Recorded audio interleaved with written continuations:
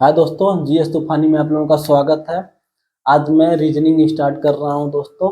नया सब्जेक्ट है जो सभी एग्जाम में पूछे जाते हैं। वनडे एग्जाम हो या यूपीएससी हो या कोई स्टेट पीसीएस हो, सब में पूछा जाता है। इसमें सी सेट के पेपर में पूछे जाते हैं दोस्तों। और इसमें छोटा सा टॉपिक है, 2-3 रूल है, वो अगर आपको याद है तो एक भी क्वेश्चन गलत नहीं होगा, ये गारंटी के साथ मैं बता रहा हूँ दोस्तों। तो चलिए स्टार्ट करते हैं। आज रीजनिंग का फर्स्ट टॉपिक ये मैं स्टार्ट किया हूँ दोस्तों। और सी सेट में पूरा पेपर पढ़ाऊंगा, चाहे यूपीएससी का हो और ये स्टेट पीसीएस वगैरह का हो गया। जो भी रीजनिंग और मैथ वगैरह आता है, वो डाटा इंटरप्रिटेशन वगैरह आता है, मैं सब बताऊंगा। तो चलिए स्टार्ट करते हैं। पासा पासा दो तरीके के होते हैं दोस्तों, एक स्टैंडर्ड होता है और एक नॉन स्टैंडर्ड होता है। तो स्टैंडर्ड पासा में ज़्यादा रूल नहीं है। स्टैंडर्ड पासा में सिर्फ एक ही रूल है दोस्तों, कि दोनों स्टैंडर्ड पासा में जो अपोजिट होते हैं, मान लो ये पासा है, इसमें 6 फलक हैं। 6 फलक में जो अपोजिट होंगे उनका जोड़ हमेशा 7 होगा। और जो नॉन स्टैंडर्ड पासा होता है, उसमें किसी भी दो एडजेसेंट वैल्यू का सम 7 होगा। और जो स्टैंडर्ड होता है, उसमें किसी भी दो नजदीकी सरफेस का सम 7 कभी नहीं आएगा। ठीक है। तो दो रूल है स्टैंडर्ड को पहचानने के लिए। स्टैंडर्ड को पहचानने के लिए दो रूल है, मतलब एक आपको ध्यान रखना है और एक तो वो दिया रहेगा एग्जाम में। जब एग्जाम में दिया रहेगा तो आप पता कर लेंगे कि वो स्टैंडर्ड है या नॉन स्टैंडर्ड है। जैसे पता चला आपको नॉन स्टैंडर्ड है, तो नॉन स्टैंडर्ड वाला रूल लगा लें। और स्टैंडर्ड पहचानने के लिए क्या करें, किन्हीं भी दो सरफेस का सम जोड़ें, उसको जोड़ें। अगर 7 नहीं आता है तो वो स्टैंडर्ड है। किसी भी दो सरफेस, मान लो यहाँ यहाँ जोड़ दिए सरफेस, अगर वो 7 नहीं आ रहा है जो वैल्यू दिया है, तो ये स्टैंडर्ड है। यहाँ और यहाँ का जोड़े, फिर भी नहीं 7 आ रहा है तो स्टैंडर्ड है। ठीक है। अदरवाइज अगर 7 आ गया तो उसको मान लेंगे नॉन स्टैंडर्ड है, और नॉन स्टैंडर्ड का रूल लगा देंगे। तो स्टैंडर्ड में क्या बताया हूँ दोस्तों, किन्हीं दो अपोजिट कभी भी जो अपोजिट वैल्यू होगा वो हमेशा 7 आएगा, हमेशा 7 आएगा। कभी भी आपको कोई और वैल्यू नहीं आ सकता है। अगर यहाँ 5 होगा तो यहाँ 2 होगा, क्योंकि अगर स्टैंडर्ड रहेगा तो यहाँ 5 है तो यहाँ 2 आएगा ही आएगा।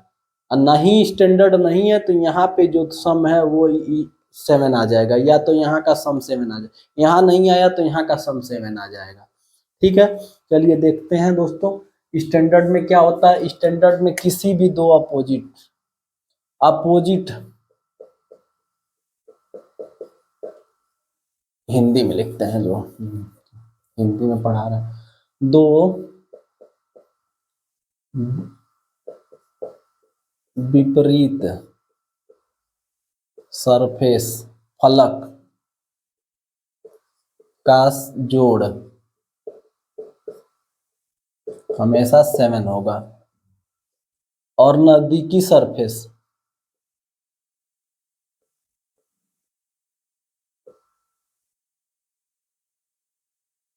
का जोड़ कभी भी 7 नहीं आएगा, कभी भी 7 नहीं आएगा। ठीक है। और इसमें क्या है दोस्तों, जो नजदीकी सरफेस है, किन्हीं भी दो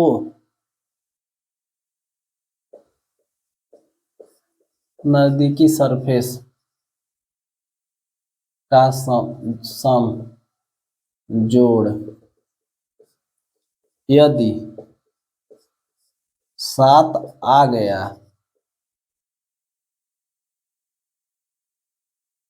तो वह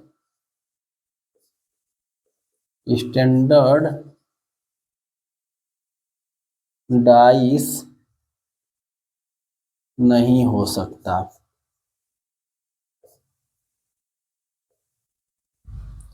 ठीक है।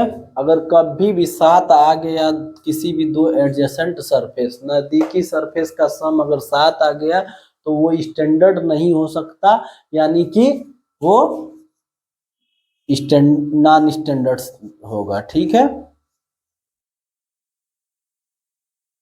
नॉन स्टैंडर्ड होगा मतलब गैर मानक होगा। ठीक है।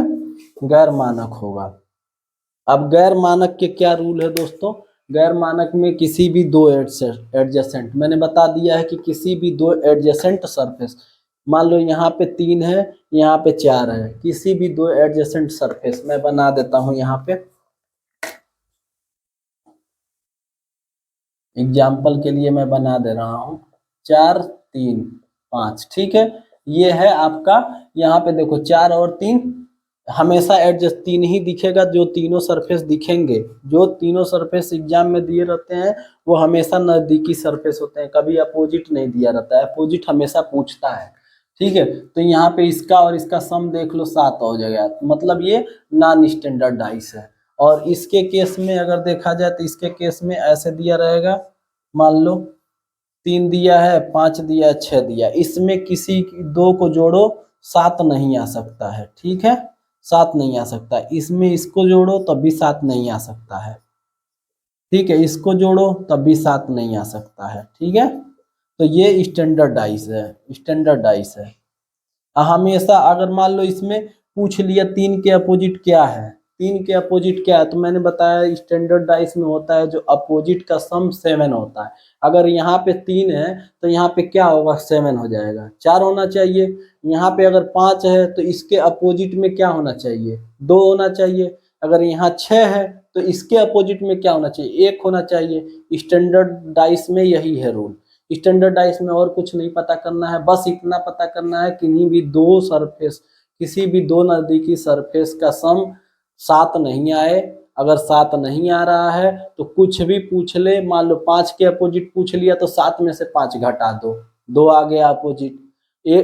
6 के अपोजिट पूछ लिया तो 7 में से 6 घटा दो, मतलब अगर अपोजिट है तो अपोजिट सरफेस क्या होगा, अपोजिट सरफेस हमेशा जिसके अपोजिट पूछा 7 में से वह संख्या घटा दो, संख्या घटा दो, वो वैल्यू आ जाएगा, ठीक है, स्टैंडर्ड में। और इसके लिए 3 रूल है दोस्तों, जो अभी हम स्टार्ट करते हैं। तीसरा, तीनों रूल बताऊंगा, अगर वो 3 रूल आपको दिमाग में बैठा लिए, कभी भी क्वेश्चन गलत नहीं हो सकता, ये गारंटी मैं दे रहा हूँ, ठीक है दोस्तों। चलिए रूल देखते हैं दोस्तों।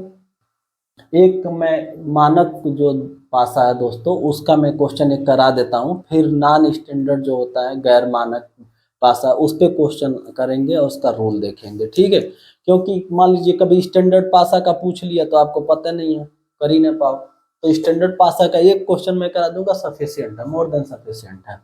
इसमें क्या करना है दोस्तों, हम पहले चेक करेंगे, कैसे पता करेंगे, ये स्टैंडर्डाइज है, मानक पासा है, कोई दो सम देखेंगे, ये पूरे एडजेसेंट है, 3 के नजदीकी क्या है, 2 है, 3 के नजदीकी 6 है, ठीक है, 6 के नजदीकी ये तीनों नजदीक सरफेस हैं, ऐसे दिया है,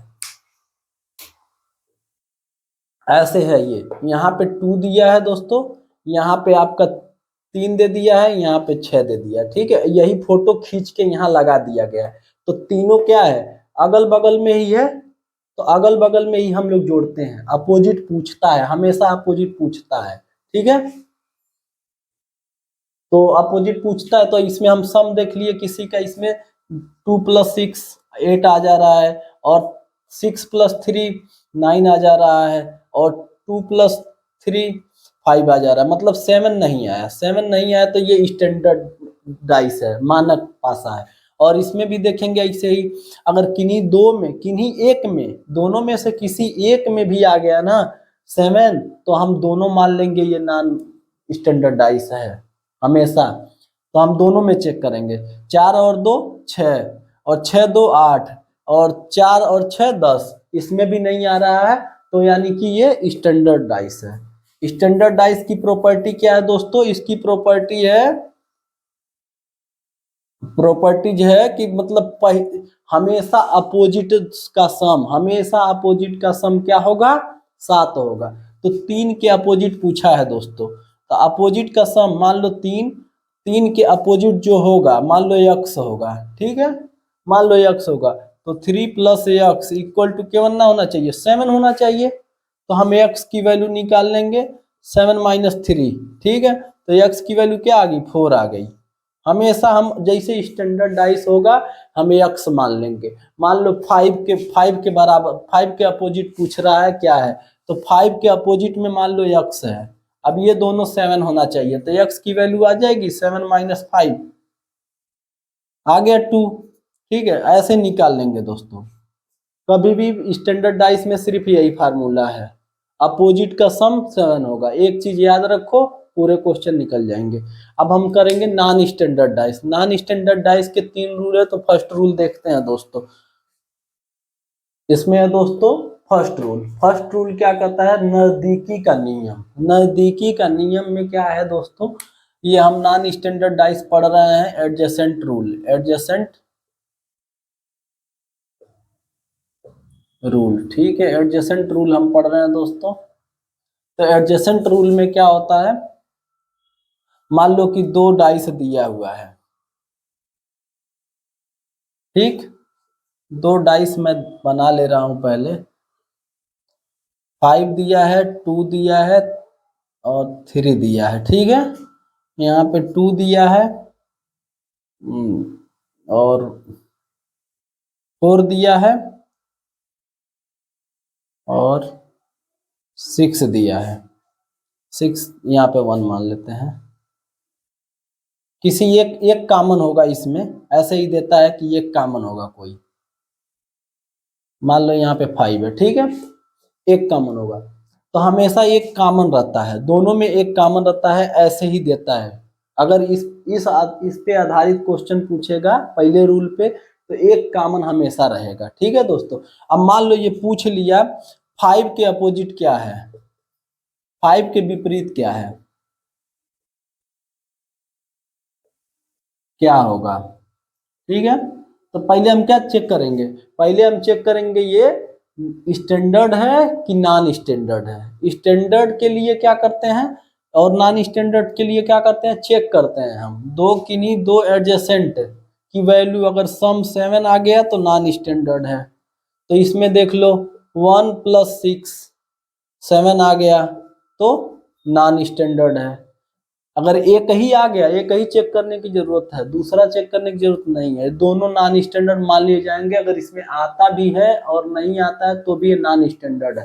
तो हम क्या करेंगे, अब इसमें रूल लगाएंगे कि ये नॉन स्टैंडर्ड का आ गया तो 5 के विपरीत पूछा है दोस्तों, 5 इसमें भी है 5 इसमें भी है। तो हम क्या बताए थे, इसका रूल यही है कि जो कोई भी, जब कोई भी डिजिट इसके यहाँ डिजिट हो या कुछ भी हो जो इस पे आ गया, इसके जो बगल में आ गया, वो कभी अपोजिट तो हो नहीं सकता है। मान लो कि मैं यहाँ पे 5 लिख दिया, 5 के अपोजिट 3 है, तो 5 के अपोजिट बगल में, 5 के बगल में 3 है, तो 5 के अपोजिट 3 तो नहीं हो सकता है, कुछ भी हो सकता है, 3 नहीं हो सकता है। ऐसे ही 3 के अपोजिट बगल में 5 आ गया, तो 3 के अपोजिट कुछ भी हो सकता है लेकिन 5 तो नहीं हो सकता है। क्यों? क्योंकि कोई भी डाइस है, 1 हो गया, 3 हो गया, 5 हो गया, 6 लिख दो यहाँ पे, यहाँ पे 4 लिख दो, यहाँ 2 लिख दो, ठीक है, 2 लिख दो। तो अब देखो 5 के अपोजिट क्या आ रहा है, 4 आ रहा है, लेकिन 5 के अपोजिट कभी भी 3 और 1 तो नहीं आएगा, क्योंकि इसके बगल में है 3 और इसके बगल में है 1 और इसी के बगल में है 6। अगर ये वाला फोटो दे दिया, इसमें ये वाला फोटो दे दिया तो 6 नहीं आएगा 5 के बगल में। ऐसे ही 5 के बगल में 1 नहीं आएगा, कुछ भी आ सकता है लेकिन 1 और 6 तो नहीं आएगा अगर उसके बगल में दिया है तो हम यही रूल लगाएंगे इस क्वेश्चन में, आंसर आ जाएगा दोस्तों। हमें क्या कर पूछा है, 5, 5 के अपोजिट क्या है, तो हम 5 के अपोजिट देखेंगे कैसे, 5 के बगल में कौन आ गया, 1 आया है, 1 आया है तो वो अपोजिट तो कभी नहीं हो सकता है, तो यानी कि 1 तो हो ही नहीं सकता है, 1 5 के अपोजिट हो ही नहीं सकता, विपरीत हो ही नहीं सकता।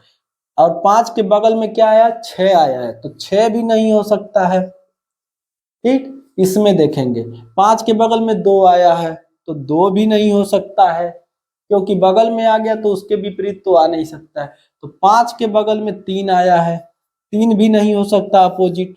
तो क्या बचा दोस्तों, 5 आ गया, 1 आ गया, 6 आ गया, 2 आ गया, 3 आ गया, बचा क्या इसमें 4। 4 नहीं है, यानी कि 5 के अपोजिट एक ही हो सकता है 4।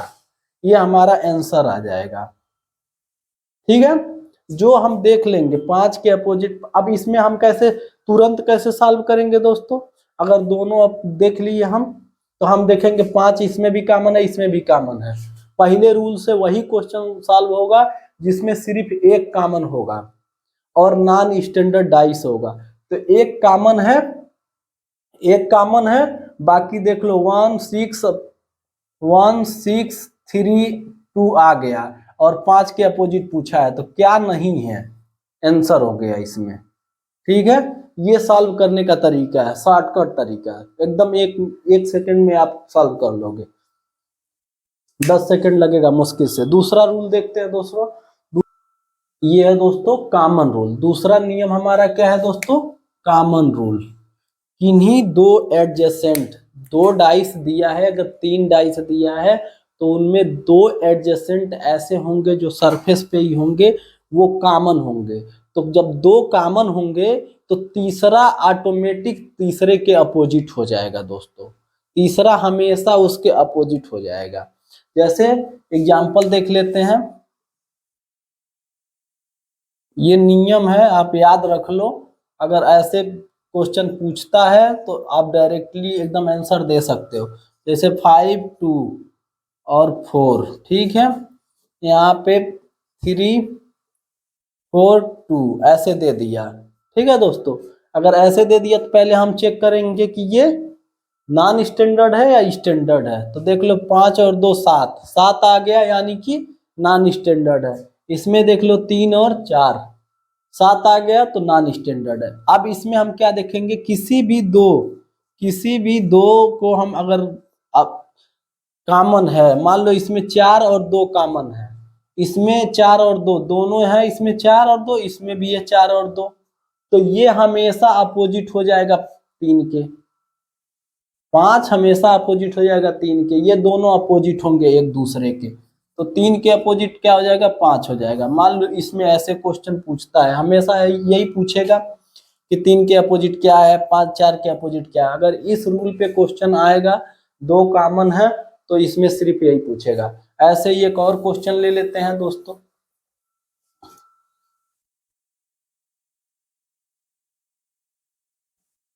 एक और क्वेश्चन ले लेते हैं। इसमें क्या, इसमें मान लो 3 डाइस दिया, जितना ज्यादा फोटो दे दिया उतना इजी हो गया। मान लो इसमें प्लस है, इसमें गुणे के चिन्ह है, इसमें भागा है, ठीक है, इसमें प्लस का चिन्ह है, इसमें गुणे का चिन्ह है, इसमें डॉलर है, ठीक है, इसमें दे दिया ABC, ठीक है, ऐसे क्वेश्चन दे दिया। तो हमें क्या करना है, पूछ लिया कि आपको भागा के अपोजिट क्या है, भाग के अपोजिट क्या है। तो हम क्या करेंगे, देखेंगे इसमें गुणा और प्लस, गुणा और प्लस, अगर इसमें नहीं होता तो इसमें देखते, लेकिन हमें 2 ही में मिल गया, गुणा और प्लस कॉमन है।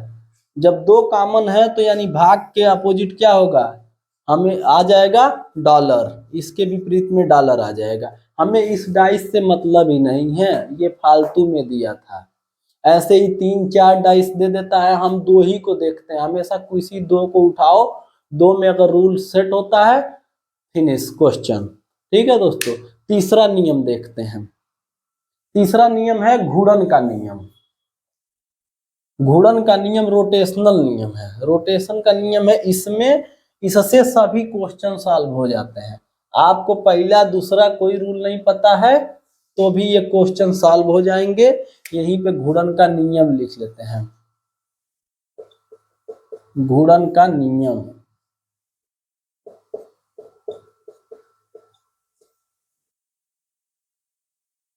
Rotational rule.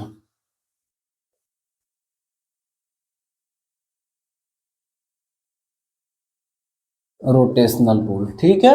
रोटेशनल रूल में क्या बोलता है दोस्तों, हम देखते हैं कि किसी भी 2 डाइस में जो कॉमन पॉइंट होता है, जो कॉमन होता है, दोनों में हम क्या करते हैं, एंटी क्लॉकवाइज डायरेक्शन में मूव कर लेते हैं। अब क्लॉकवाइज डायरेक्शन में मूव करने के बाद दोनों का जो कॉमन पॉइंट होता है उसी के अराउंड मूव कर लेते हैं तो वो एक दूसरे के अपोजिट आ जाता है। जैसे क्वेश्चन में बता दे रहा हूं, जैसे 5 हो गया, 6 हो गया और 1 हो गया, ठीक है।